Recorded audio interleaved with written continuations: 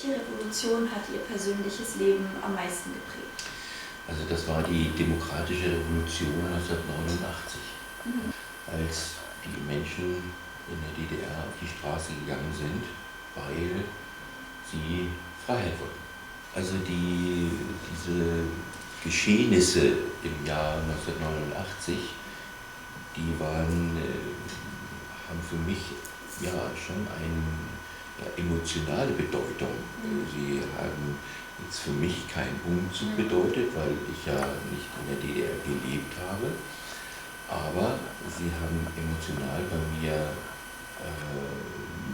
mega viel bewegt, denn 1989 war unter anderem mein Cousin bei der Volksarmee, und was ich erst später erfahren habe, war, dass er in der Nähe von Leipzig, wo die Montagsdemonstrationen stattfanden, wo die Menschen zu Zehntausenden und am Ende zu Hunderttausenden auf die Straße gegangen sind, war er als Volksarmeesoldat in der Pflichtarmeezeit jeden Montag in Bereitschaftsdienst.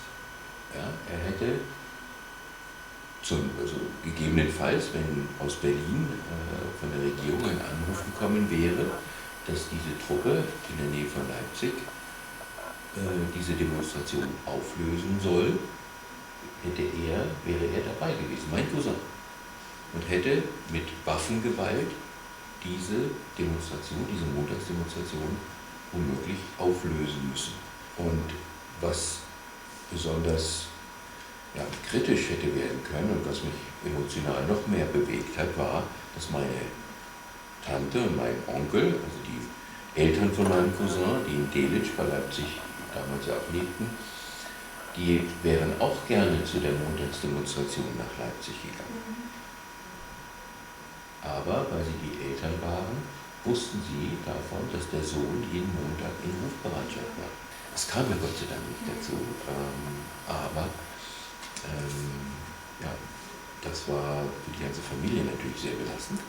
Die Menschen, die auf die Straße gegangen sind 1989 für ihre Freiheit, haben ja immer mit der Möglichkeit rechnen müssen, dass der Staat, der DDR-Staat, sagt, nö, das wollen wir nicht. Ja? Und egal, ob jetzt Verwandtschaft oder keine Verwandtschaft, da hätten Menschen von der Armee den Auftrag bekommen, diese Demonstration gewaltsam zu beenden. Damals, vor 89, also vor dem Mauerfall, auch schon als Student mich beteiligt an Austauschen. Es gab über Kirchengemeinden, gab es Partnergemeinden, wo sich Menschen begegnet sind, zwischen Ost und West. Das war nicht so gerne gesehen von der DDR-Seite, von der DDR-Regierung, aber die Kirchengemeinden haben gesagt, wir wollen hier so kleine Löcher bohren in die Mauer, ja, und Menschen zusammenbringen, denn die Mauer soll uns nicht voneinander trennen. Aber es war nötig, das ist vielleicht auch gar nicht uninteressant, man konnte ja nicht einfach sagen, ach, wir planen mal in den Sommerferien oder was weiß ich, in 2 Wochen oder morgen oder heute, jetzt fahre ich mal in die DDR. Das wisst ihr, das ging nicht. Man brauchte eine Einreisegenehmigung. Und die mussten die Menschen beantragen, zu denen man gereist ist. Ja, also meine Tante zum Beispiel, und die Hauptreisen waren ja die zur Verwandtschaft, meine Tante und mein Onkel mussten einen Antrag stellen bei der Polizei, ja, hier der Bernd Werner und seine Eltern und seine Schwester wollen dann und dann in den Sommerferien 2 Wochen in die DDR reisen. So, und dann haben die den Antrag gestellt, dann hat das gedauert. Dann hat das gedauert, und hat das gedauert und gedauert. Und natürlich auch die ganze Reise in die DDR war dann auch nicht so, ja, da wurde dann die Pforte aufgemacht, sondern man musste Ausweis zeigen, seine Einreisegenehmigung, dann wurde das genau kontrolliert, dann wurde man erstmal stehen gelassen, musste man rechts ranfahren, dann mussten die Koffer geöffnet werden, wurde das Auto teilweise komplett auseinandergenommen, um zu checken, wird da etwas eingeführt, was nicht eingeführt werden darf.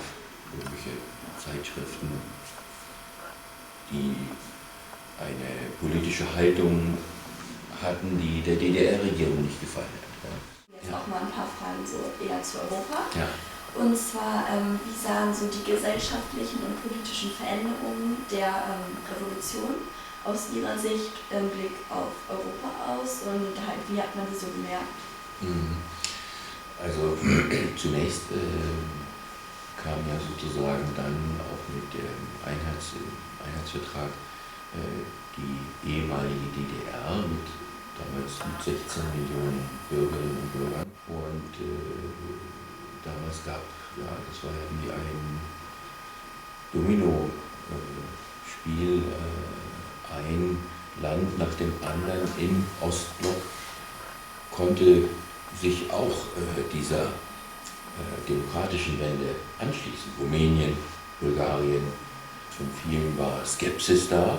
Wie wird das werden, wenn Europa größer wird und da Menschen aus dem Osten, deren Sprache man nicht gelernt hat, die auch, ja, von denen man nichts wusste oder nicht viel wusste. Und diese Skepsis ist ja leider bis heute auch bei vielen da. Aber trotzdem hat Europa 2012 den Friedensnobelpreis bekommen, weil das ja schon auch ein Weg zu mehr Frieden war. Insofern war das schon, glaube ich, ein ganz, ganz bedeutender Einschnitt in der Geschichte Europas und auch in meiner persönlichen biografischen Geschichte. Und deswegen kann ich das nur begrüßen. Wir haben ja jetzt schon ein bisschen darüber geredet, welche Hoffnungen und positiven Dinge es generell jetzt gegenüber Europa damals gab.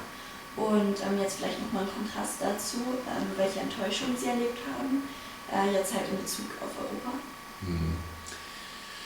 Also ich glaube auch für mich, es war schon auch ziemlich grausam, was dann so zutage getreten ist, wo ich auch gedacht habe und auch gesagt habe, und das darf nicht wieder vorkommen. Ja, denn wir müssen gucken, dass diese negativen Seiten, dass Menschen eingeschränkt werden, dass Menschenrechte nicht gelebt werden, dass Menschenrechte nicht, ja, existieren, das darf nicht mehr sein.